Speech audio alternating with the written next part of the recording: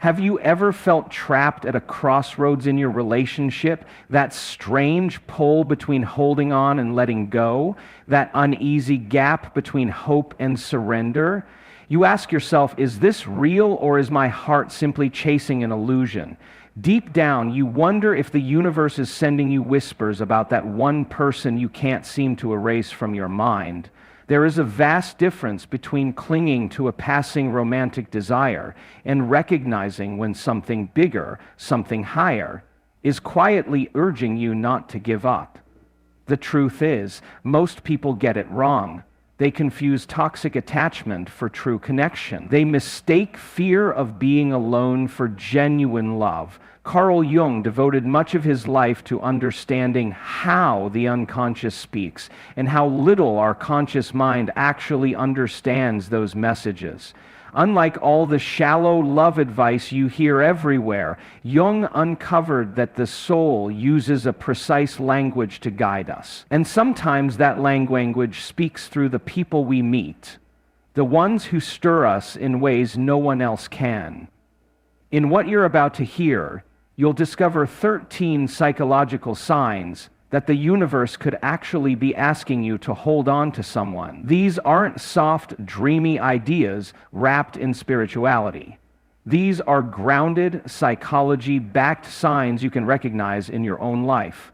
Ignore them, and you risk walking away from an opportunity that could completely transform not only your relationship, but the person you are becoming. Because the truth is, some relationships are not about romance at all. They're about evolution. They're about shaping you into the person you were meant to be. Imagine this. You're in the middle of a heated fight, voices raised, emotions tearing at both of you. It feels impossible. Part of you is ready to walk away forever. But then, in the middle of the storm, something unexpected floods in. A calm, almost sacred quiet. It's not giving up. It's not defeat. It's peace. A deep sense that somehow you will move through this together.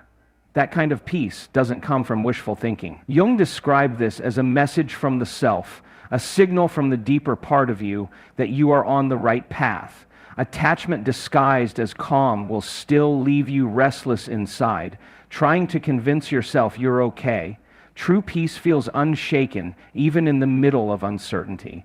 You stop needing to control. You start trusting the process. When a bond has spiritual purpose, your inner compass begins sending out signals that don't fit into logic.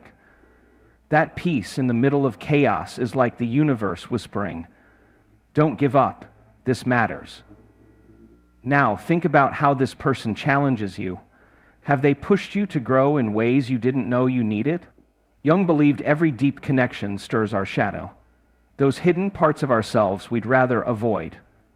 And when the universe wants two souls to stay bound, it uses that shadow work as a spark for mutual transformation. Maybe this person triggered emotions you never knew lived inside you. Old fears, hidden insecurities, sudden flashes of anger or impatience. At first, you take it as a red flag. You think, maybe this means we're not right for each other. But in truth, it could be the opposite. Sometimes the universe places a person in your path to reveal the exact wounds you need to heal. They become a mirror, showing you the places you've ignored. And they do it not to break you, but to make you whole. Jung called it the cracked mirror. The cracks don't mean you're broken. They mean the light finally has a way in. What feels unbearable at first eventually becomes the very force that awakens strength you didn't know you had. The pain isn't there to destroy you. It's there to awaken you. And then there are dreams. Have you ever noticed how someone keeps showing up in your dreams long after they've left your daily life? Jung devoted years to studying the language of dreams, and he discovered they are never random. When someone appears again and again in your inner world, it is your unconscious pulling you towards something unresolved. Maybe the dream shows you together in harmony. Maybe you're solving problems. Maybe you're simply existing side by side, as if your souls recognize each other without the barriers of the waking world. Those dreams don't come by accident. They are your psyche's way of saying, look deeper. They're a sign that the connection carries meaning you haven't yet grasped. You can try to ignore them, but the unconscious never wastes energy. If it shows you the same person over and over, there is a message waiting to be heard. And then comes the synchronicities. You think of them during lunch, and seconds later they call. You decide to finally move on, and suddenly you bump into them at the one place you thought you'd be safe from memories. Friends casually bring up their name when you've been trying to forget. Jung defines synchronicities as meaningful coincidences, patterns that defy reason but carry weight to the people who experience them. They are the universe's way of saying, pay attention. When someone keeps weaving back into your life through strange, perfectly timed events, you are seeing the invisible threads that connect your stories. The world is gently reminding you that your paths are still intertwined. And what about when this person brings out the sides of you you've hidden from everyone else?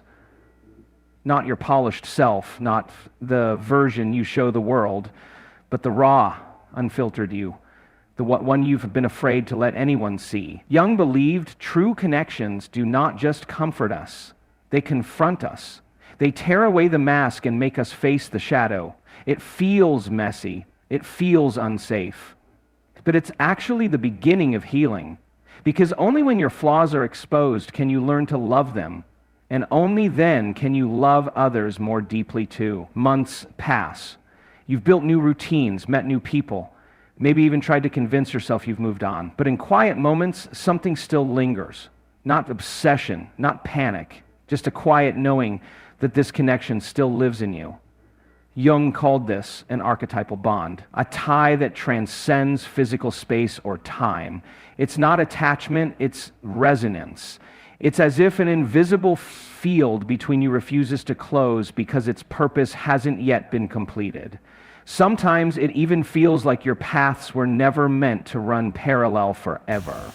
You're drawn into a shared purpose you can't fully name yet. Maybe it's creating something together. Maybe it's inspiring others by simply existing together.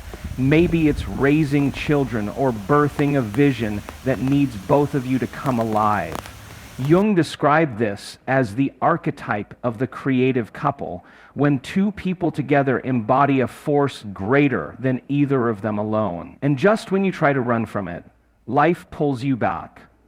You change your routine, avoid the places you once shared. And yet, the universe rearranges circumstances so you cross paths again, often at the exact moment you least expect it. Jung believed those repetitions were not coincidences. They were signals. They were life's way of saying, the cycle is not finished. There is more to be revealed. And then there's the freedom of authenticity. With others, you hold back. You calculate your words, adjust your energy, hide your intensity. But with this person, you feel free. You feel like you can finally exhale. You laugh louder. You dream bigger.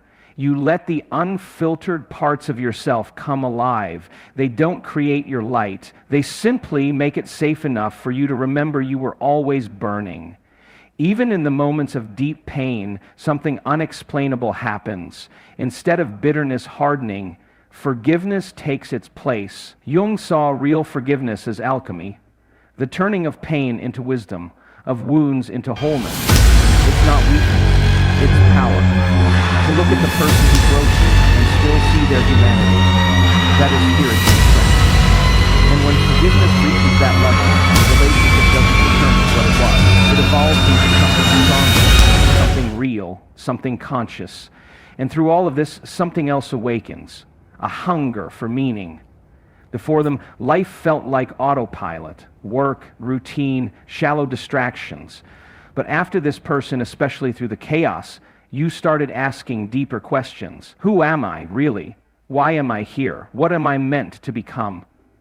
Jung himself experienced this. He discovered that the deepest pain in relationships often becomes the very fuel for awakening. The suffering cracks the shell of the ego, and in that breaking, the soul finally speaks. And maybe that's the ultimate sign that even if the relationship doesn't look perfect on the outside, it awakens something in you that no one else could. It shakes you awake from sleepwalking through life and demands that you step into your true self. Not every story is meant to fit a neat ending. Some connections are not about fairy tales. They are about transformation. They plant seeds in unseen soil, and those seeds keep growing whether or not the world recognizes them. So maybe the real question is not, should I hold on or let go? Maybe the question is, how can I honor this bond in a way that serves both of our growth? Sometimes that means staying. Sometimes it means letting go with love, trusting that if it's meant to return, it will at the right time, in the right form. If these words stirred something in you, if you felt the universe nudging you through them, share it in the comments. Right. I trust the perfect timing of the universe. Your voice matters here. And if this touched your heart and you want to support this work, consider pressing the thanks button below. It helps us keep creating for souls on this path of self-discovery. Thank you for being here. And remember, the universe is always speaking. The only question is, are you willing to listen?